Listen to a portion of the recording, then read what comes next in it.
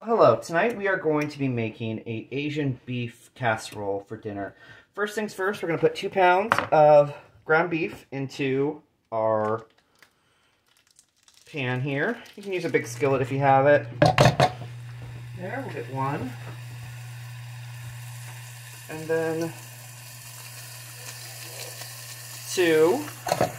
And then we're also going to add in a cup of both cup and a half of onion, a cup of chopped celery, and a cup of chopped up red bell pepper. And we're just going to cook that all together until that meat is all brown and cooked through and everything's nice and soft. And when we're done with that, we'll come back and show you where we're at and keep going on. Just keep stirring everything. You're just going to want to get it nice and brown and vegetables soft. So just keep stirring. And it's going to bake in the oven, so if it's not perfectly cooked through, don't worry.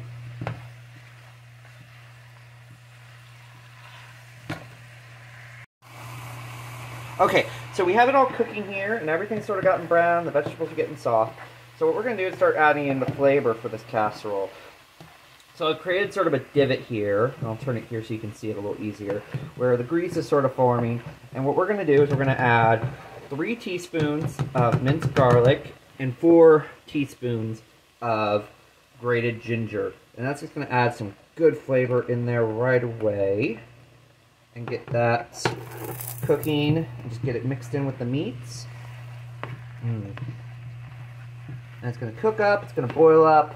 It's going to add a lot of flavor to this. Alright, so now that's cooked in. Now, if you don't like so much grease, you're watching your weight, or watching your diet and cholesterol intake, you can always drain that fat too. So, that ginger just smells so fragrant. It's so good. Okay, so next we're going to do is we've got a teaspoon of pepper, teaspoon of pepper, can't talk today, and thinking of the next ingredient, we're going to add that in there. You could also use some white pepper. It does have a little more of a kick, so you may not be as, you're a little spicy version, you might not like that. We're going to add in a 1/4 cup of soy sauce. There. And then we're going to add 2 cans of cream of mushroom soup, because it's not a casserole without cream of something in it. Alright, here comes the next can. Getting it in. Alright. Let's stir that all together. And then we're going to add an ingredient that you may not have at home, but if you don't, you can always just add a little sugar and it creates a similar flavor. We're going to add about 3 or so teaspoons of mirin, which is a sweetened sake. Just for a little sweetness, a little acidity in there. It'll be nice. So, 1, 2, 3. I'm eyeballing it because most of it will boil out. There, we're just doing it for the flavor. Mirin is so good. Alright, so we're just going to stir everything here together. And once it comes to a nice boil, we're going to transfer it into a pan. Here. Oops, we forgot one ingredient here. Silly me.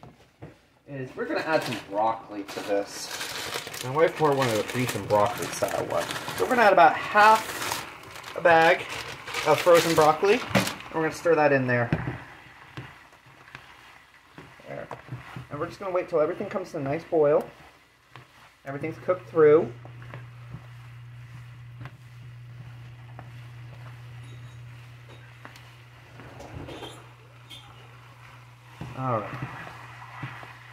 Alright, I'm going to get the next stuff. We've also got a cup of rice here and a 10-ounce can of, or 5-ounce can, sorry, water chestnuts that I've drained.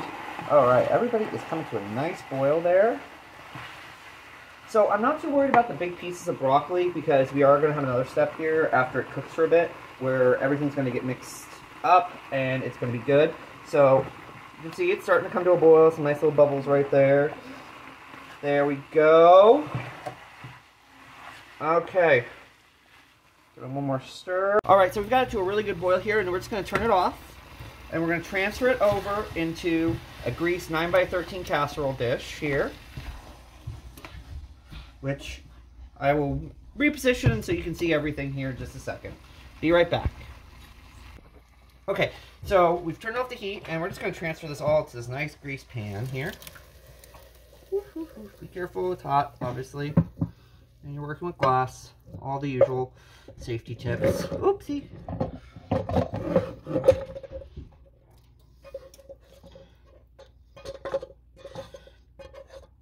Alright, so we have it all together, and oh, it already smells really good. We've got the broccoli here, and it's going to cook down, so when we stir it later, it's going to break up a little bit, and that's why we did it then. Then we're going to add in our can of water chestnuts. Get them all out of there. Be a nice little refreshing surprise. There. And then we're going to add in a cup of rice. I've preheated my oven to 350, and what we're going to do next is just pop this in for about 30 minutes. And then we'll take it out, and then we're going to add in 2 cups of peas and coat it with a can of chow mein noodles, crispy chow mein noodles, which you can get in most Asian sections of grocery stores. There's the crispy noodles. If you can't find a can, just get a bag and you can put it over. They make them in bags too. In fact, I didn't even know they made them in cans until I saw this recipe and worked off of it. And so this calls for the right amount, so that's why we get it. All right, we'll be back and show you the finished product. All right, so it's done in the oven. Let's take it out.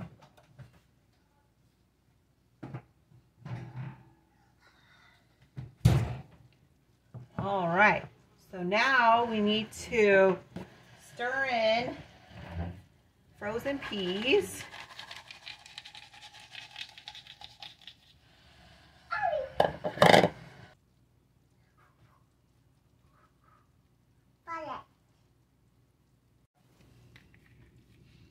And we're going to stir this in.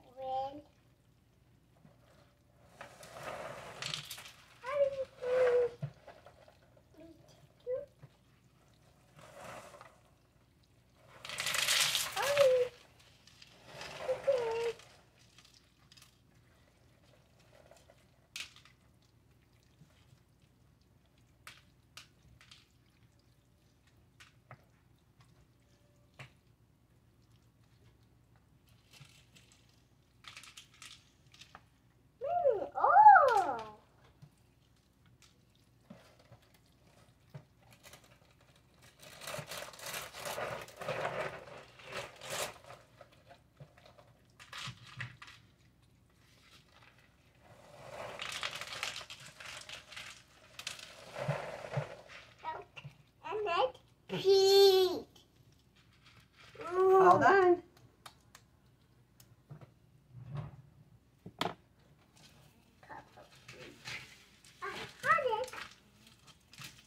All right, then we are going to put on the chow mein noodles on top.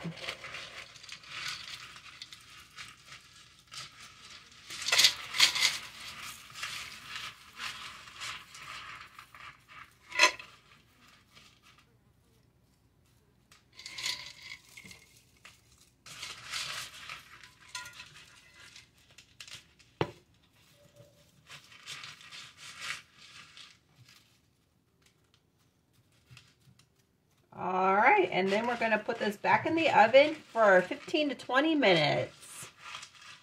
All right, it's done in the oven again. Let's take it out.